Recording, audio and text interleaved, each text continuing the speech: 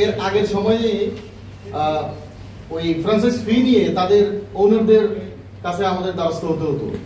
তো আমরা সেই ক্ষেত্রে চিন্তা করলাম যে যদি এটা হয় তাহলে তো টোটাল খেলার যে ইন্টিগ্রিটি সেটাই থাকে না, আমাদের ইন্টারেস্টটা কি হবে তখন?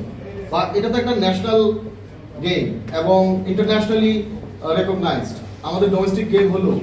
তো সেই ক্ষেত্রে আমরা first time after the Inception of BPL এই ফার্স্ট টাইম আমরা ইউ এর সাথে 2 কোটি টাকা করে নিয়েছি। সো এখানে কাইন্ডলি আপনারা এটা এমন ভাবে দেখেন যে যারা টাকা দিতে পেরেছে তারা বিগত দিনেও দেয়নি, যারা এখন দিয়েছে টেম্পোরারি ইউআই বলছি আমরা। এরপরেও থ্রুআউট দিস 5 ইয়ার্স তাদের চেকিং হবে 5টা বিষয়ে। নাম্বার 1 তাদের financial capability and financial solvency, যেটা আমরা সবসময় আগে দেখি। নাম্বার 2 তাদের যে ইন্টিগ্রিটি উইথ এই ক্রিকেট। নাম্বার 3 আমরা বলেছি যে তাদের যে ম্যানেজমেন্ট, পুয়ার ম্যানেজমেন্ট যদি আমরা দেখি তাহলে কিন্তু আমরা যে কোনো সময় আমরা টিম নিয়ে নিব। নাম্বার 4 আমরা বলেছি যে আমরা বোর্ড কর্তৃক তাদেরকে কোড অফ কন্ডাক্টস দেব ফ্রাঞ্চাইজিদেরকে, যেটা তারা মেনে চলবেন। আর নাম্বার 5 হলো ওভারঅল আমাদের বিসিবি হবে এটার গভর্নিং কাউন্সিল।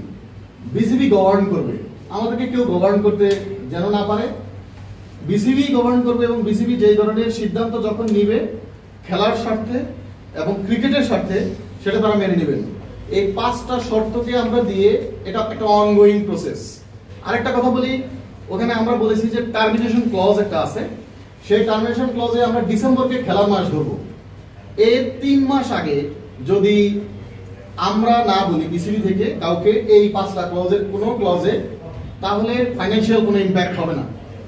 আর যদি ওনারা আমাদেরকে না বলেন, তাদেরও varieties, I change my mind, আর আমি আর খেলতে চাচ্ছি না, হোয়াট এভার দেয়ার রিজন, ওই ডিসেম্বরকে 3 মাস প্রায়োরিটি, মানে ডিসেম্বরকে খেলার মাস ধরে তার 3 মাস আগে, এটা সম্ভবত সেপ্টেম্বর মাস হয়, সেই মাসে আমাদেরকে বলতে হবে যে আমরা আর এই লিগটা চালাবো না। যদি এর পরে তারা বলেন, সেটা ফাইন্যান্সিয়াল ইমপ্লিকেশন আসবে। সেই ইমপ্লিকেশনটা কি? সেটা হলো অ্যাজ ফ্র্যাঞ্চাইজ ফি তখন যেটা নির্ধারিত থাকবে সেই ফ্র্যাঞ্চাইজ ফিটা তারা আমাদেরকে জরিমানা স্বরূপ দিতে হবে।